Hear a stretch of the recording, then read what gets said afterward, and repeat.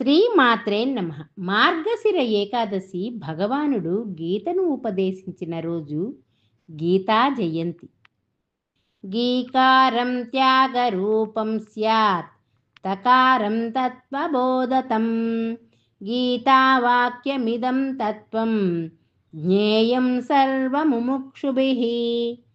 గీత అనే 2 అక్షరాల తాత్పర్యాన్ని ఈ శ్లోకం తెలియజేస్తుంది. గీ అనే అక్షరం త్యాగాన్ని బోధిస్తే, తా అనే అక్షరం తత్వాన్ని అంటే ఆత్మస్వరూపాన్ని ఉపదేశిస్తుంది. గీత అనే 2 శబ్దాలకు అర్థం కర్మఫల త్యాగమని లేక సర్వసంగ పరిత్యాగమని అర్థం. అలాగే తత్వబోధన ఆత్మ సాక్షాత్కారమని, బంధం నుండి విముక్తి పొందటం అని అర్థం ఉంది. ఈ పరమ రహస్యాన్ని గీతాశాస్త్రం ఉపదేశిస్తుంది.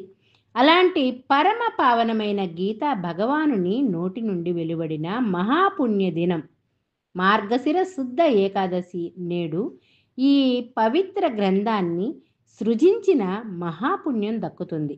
ఇక దీని పఠన ప్రభావాన్ని వర్ణింప సాధ్యం కాదు.